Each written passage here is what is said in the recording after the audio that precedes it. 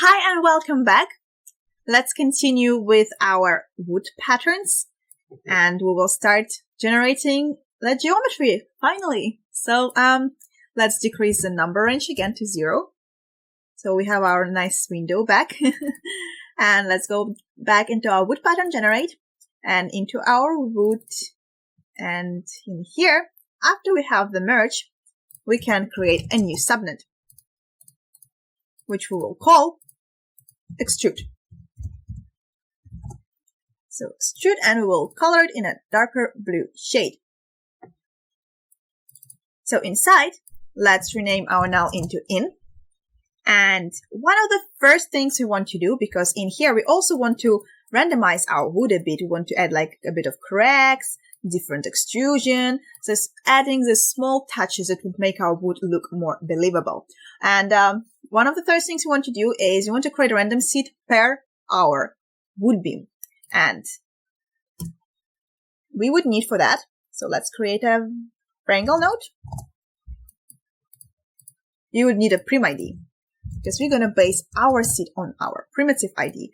And it's very, very simple.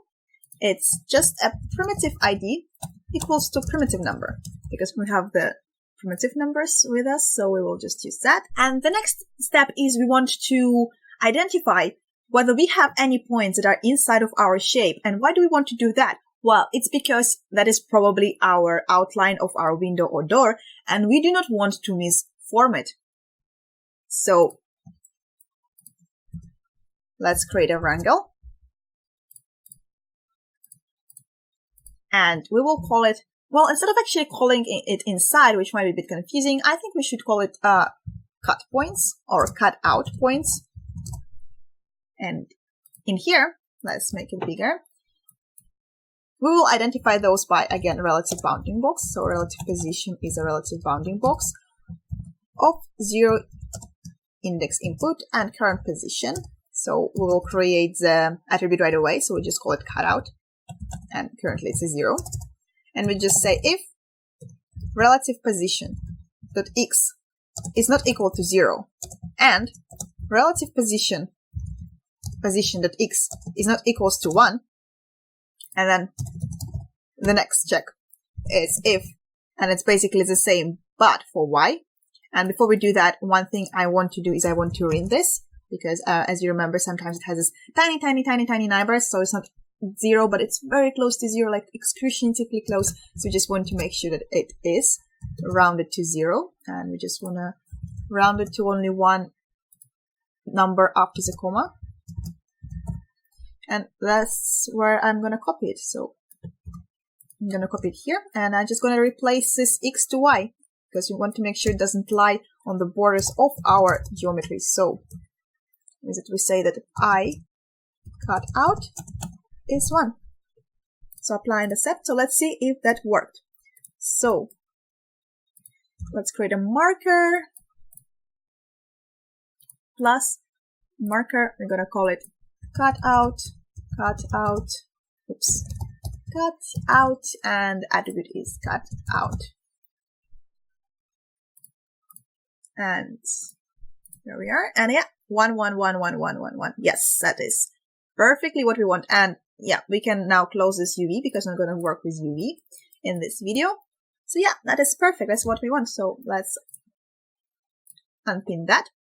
And the next step that we want to do is we want to make a slightly varied offset of our beams, because our beams cannot like perfectly end on the same depth. That is just, yeah, that is way too perfect. So we want to mess it up. So let's bring a wrangle node, and here we're gonna call it depth offset. So we want to make sure it runs over primitives. We want to make it random, so that is why we will need, of course, a float seed. So let's create it right away. Float seed is a channel seed, and we also would want to know the scale. How far do we want to actually offset it? So we will create a minus channel scale, and I'll explain why minus. You will see, because we'll offset it in minus direction. So we will grab all the points of the primitive. So prim points 0 prim num, And now we will calculate the offset. So float offset is random of that seed plus primnum, because it will be random for every primitive, and multiplied by scale. So as you can already see, this is going to become a minus value because the minus is here. So technically you can put this minus here, it doesn't matter, but just make sure it's there. So, and then vector new position, because we will make a loop. So offset each point of the primitive. And in here, make a random seed based on primitive number. And this one, actually, we can put it here. So we say if, and now it's important. Remember, we created that variable for primitive border. And it's important that we do not move the borders, because if we move the borders, remember we also picked them, they might end up overlapping with something else. And yeah, that is what we want to avoid. So make sure that the border is 0. And if it is so I will actually comment it out. If the primitive is not a border of the wall, then we create our for each loop. So for each point in PTS. And in here we will create a new position, which is set 0, 0, because we only want to move in Z axis. So we will put our offset here. And now set point attribute, 0 index input, P channel, PT, new position, and we just add it. So apply and accept, and should work, but it does not right now because we haven't created a scale, and our scale is equals to 0, so nothing moves, which is logical. So let me put something small like 0.2. Yeah, I think 0.02 is already enough, and as you can see, they moved slightly. So if you change the seed, they start dancing. So yeah, that's all good. Let's connect it to our seed right away, which is over here. So copy that. We will bring it into our depth offset. So paste relative reference. And there it is. Nice. So the next step is we will kind of apply noise to our beams. Otherwise, now they're like straight, and we want to make them kind of ragged looking, so to say, more organic looking. And for that, we do not have enough divisions right now. So what we want to do is, again, we're going to branch off a bit here. So we will blast vertical, and we also have the horizontal. So wood pattern has to be equal to vertical, and delete not selected. And in here, it's going to be horizontal. So horizontal, and the same here, horizontal. Yeah. So when we have the vertical one, we want to divide it and uncheck convex polygons, and we just want the breaker polygons, yes. And we do not care for this axis, but we do care for this one. It's going to be 0.1. And as you can see, now we have a lot of divisions for each of our beam. And that is why we created this primitive ID area, because right now we have a lot of primitives. But for example, these primitives, all of them have the same primitive ID because we created it earlier. So I will actually illustrate that with a marker. So prim ID, and in here prim ID. And as you can see, these ones are all 0, 0, 0, 0. These are all 7s, 6s, 4s. Perfect. 5, 5. Yeah, 5. Yeah. So perfect. Let's unpin that. And I don't want to see the numbers. And the same we want to do for our horizontal, except for we do not care for Y. We care for this one. And I will want to see what's happening. Yeah, that's good. That's what should happen. So yeah, let's divide. So let's rename this to divide vertical, and this is a divide horizontal. And then we just merge together both divides because our geometry will go either this branch or this branch. So and then we have only one. So now, what we want to do now is we will create a whoops of noise However, before we do that, we want to identify what points exactly are we allowed to move. Because we do not want to move the wall ones, and we do not want to move the inside ones. So we will have to create a group, and we will create it with a vex. So let's bring a wrangle node again, and we will say group points. So let's bring it bigger, and we're going to group again. We're going to check the relative bounding box. So vector relative position and rel b box 0 and current point position. And we want to say that we do not include bounding box points, which means, well, let's say it's like bordering points, outline points, I don't know how to, well, the ones that are on the border of our wall, and our, and our cutout, yeah, that's how we call it, and cutout points, because those should not move. So we say if I cut out is equals to 0, so we do not want the cutout points, then we say if, and again we check for the bordering thing, and I will actually copy it from our cutouts, because it's basically all this if statement here. Oh no, we lost a bit of our progress, but oh well, I will quickly rewrite it. So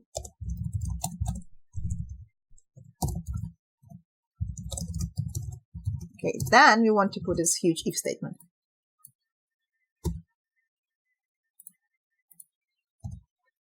And now, if all of this are satisfied, we don't want this, of course, we want to set point group. We want to set point group. And the name of this group is going to be, deform points. And the current point number we want to include, yes, it should be in the group, so that's true and set. And right now nothing will happen because we do not have this group created yet. So let's create a group. And we know nothing will be in that group, but it will be called deform points. Deform, yeah. So now we have 0 points in, wow, 6 primitive groups. We have a lot of primitive groups. Interesting, we should get rid of those. And yeah, how comes we have so many? So let's actually delete all of this weird, unnecessary stuff.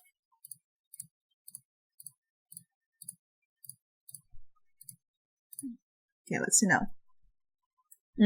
So we want to create this group name, and it doesn't show us that we actually have it. So, oh, okay, it doesn't show us that we have anything here, but out here now you can see that we have 188 points in deform points. So if I color them, you will see. So in here, let's actually, I will color them just so you can see, just to red. And voila, this is the points that we can actually move. So, and you can see that this one's not included. I think it's because of our rinsing here. So let's make 2 numbers after the comma. So apply, I think that should be better. Yeah, that's better because we have a division of 0.1 and they were just rounding up to the next thing. So yeah, that is what we want. Beautiful. So let's delete that. We don't want that anymore. Good. So the next step is we will create our wopsop. So point wop, and we will name it noise. And let's dive into it. So this one will be very simple. So first of all, we want turbulent noise. We will connect our position into the position here. Then we will convert it, the vector to float because yeah, we wanted, first of all, we wanted a 3D noise, and alligator is fine. So we'll connect vector to float because we do not want all the axes to affect our warping. We only want X and Z. So what we want to do, we want to have it back, but we will neglect Y. And as for the, as for the z-axis, we will multiply it by 0.5. So technically we're dividing it by 2. And this new values, we will add them to the existing position. So our position is here, and we will add that to the output position. So let's go up. And now, looked like crumbled paper, but we just need to tweak our turbulent noise, and I will actually promote everything here. So let me do that. So promote, promote, promote, promote, promote, and promote. And what it does, it brought it up here. The numbers I was using for my own generator was 123, 0.8. Here is also 123. Oops, 123. The amplitude I was using very small, like something 0.0140, 115. So very small. And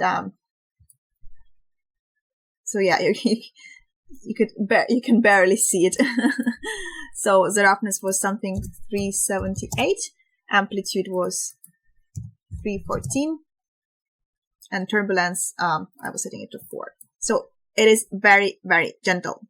So as you can see, you can barely see it. So of course, if I include the amplitude, yeah, you can start seeing it. And as you can see now, it moves everything.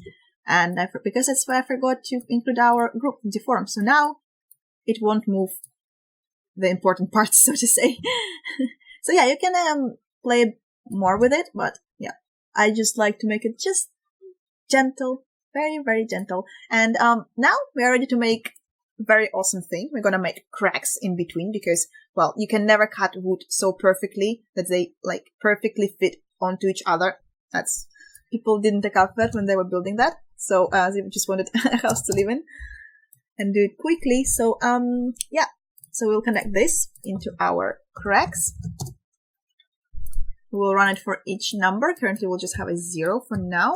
And yeah, let's dive into it. And I will actually color it. So let's dive into it. And yeah, we will have to locate. So that's why we will need to rename it so it doesn't conflict. So cracks. And here we will have a blast.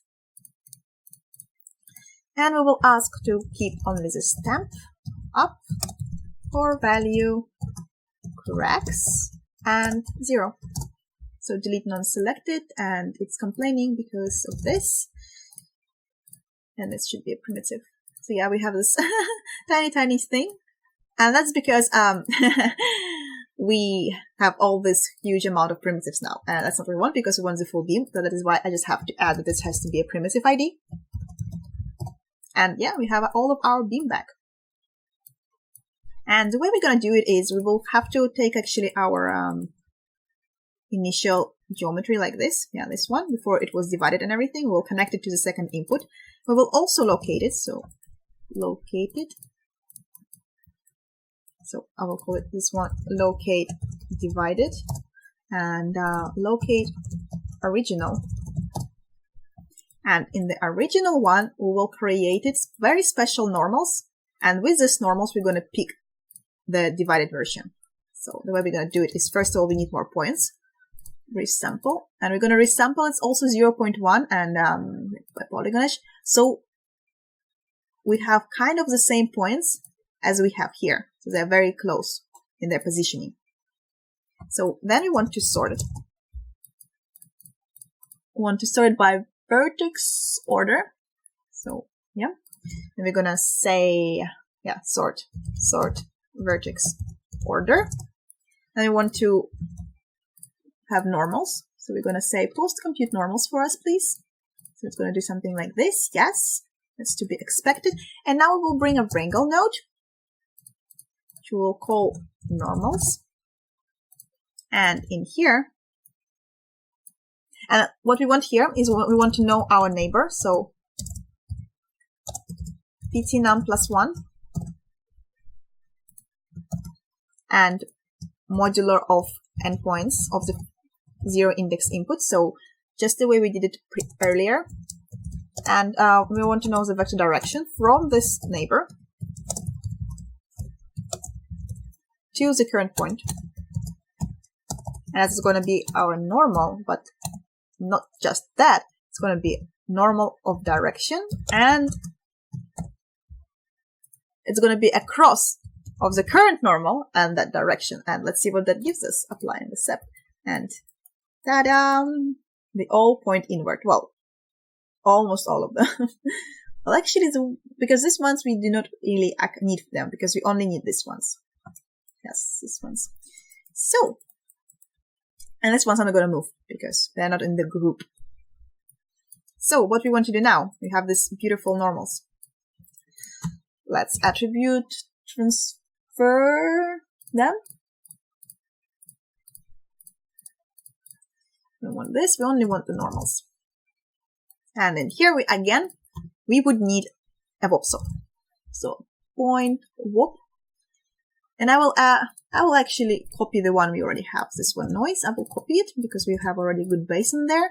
And we will call that cracks. And again, we want to run only on deform points. So that is all good and correct. So let's dive into it. So here, we will just modify it a bit. So this is all good and well, but before we add it,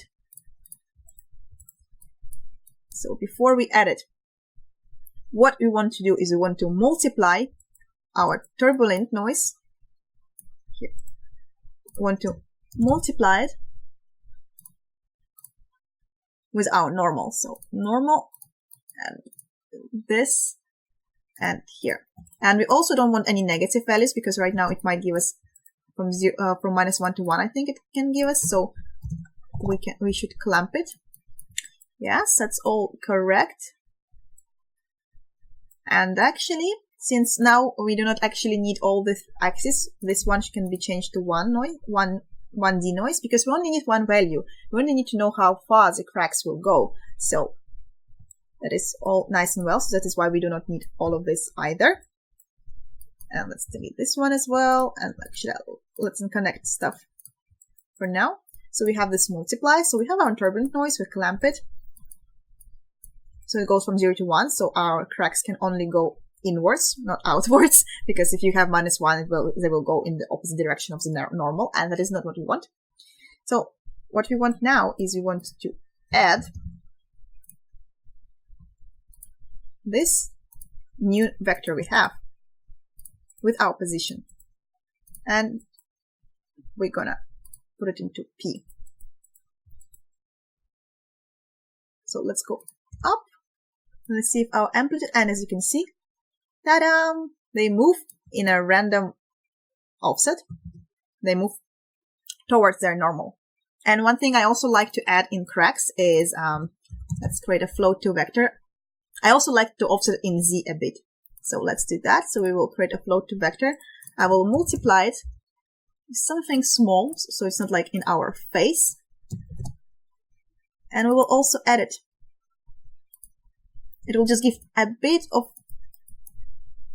offset in Z. So as you can see, the more we make, the more offset in Z we also have. So as for the values, the ones I used was 0.12, frequency was 2, 1.65, and 2. So the offsets are going to be driven by our seeds. Turbulence I used only 2. So roughness was 0.5. And attenuation is 0.68. So that is the values I used personally. And as for the seeds, let's connect all the seeds actually. So where is our seed? This is our seed. Nice. So copy. So let's go back into extrude and into our cracks. So in here, we want to paste relative reference on that. And we want to add our stamp. So stamp up for value cracks 0. So apply and accept, and we're just going to put it everywhere, and I'll just some random number.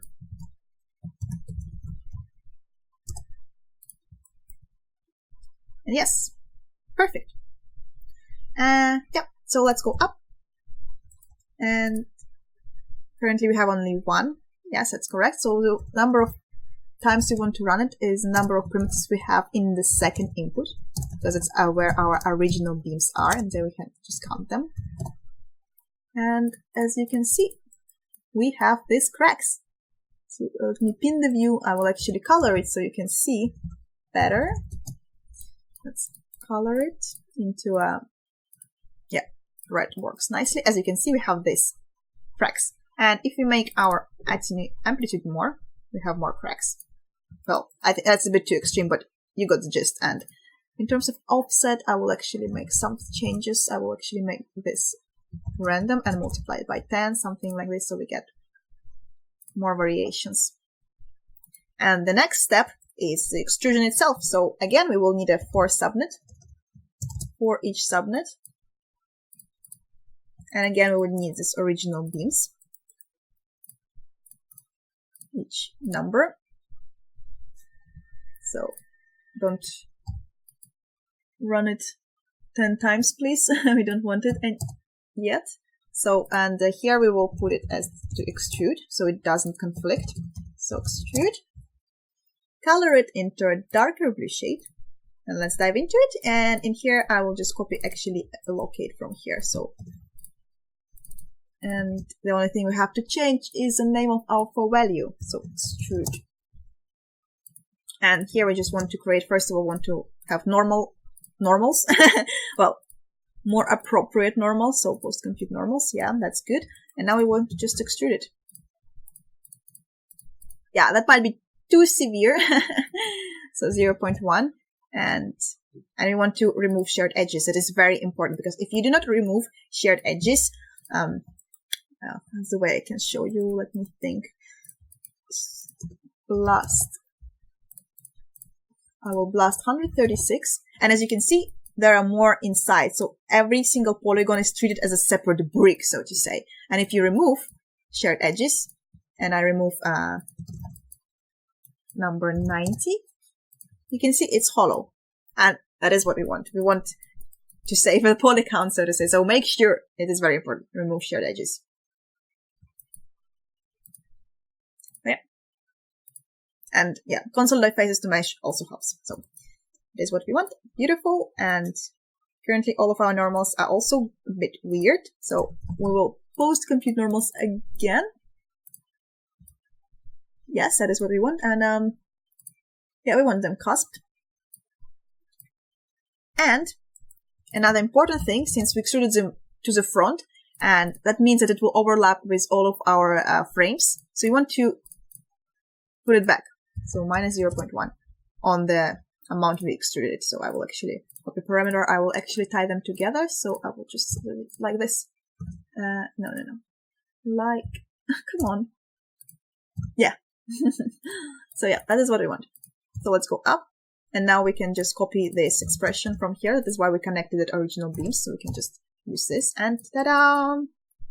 That is our wall. So let's go up and up. And let's just merge this together. So we have something when we have scales. And let's see what we have. By placing everything.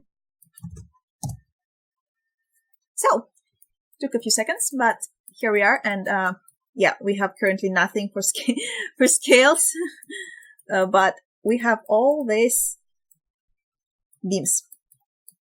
And we have only vertical for now, which is weird, because we should have not only vertical. So that is a mistake we have to check, because I do not see any horizontal ones whatsoever, and that scares me a bit, because we should have them. So let's see. So, oh, and we're also blasting. That's why we didn't have half of our stuff. Okay, oopsie doopsie. And as you can see, we have our border, very nice. So I will actually turn off the wireframe because it confuses me. So let's merge everything together back and go up and up. And I want to see everything. So yeah, that's what we have. And currently, yeah, because we haven't made cusp normals for the for the doors and everything, it'll look a bit odd, but everything else works. Beautiful. Absolutely, absolutely nice. So yeah, that's it for the wood generation of the wood itself. In the next video, we're going to do the scales, and I'll see you then. Thank you for watching. Bye bye.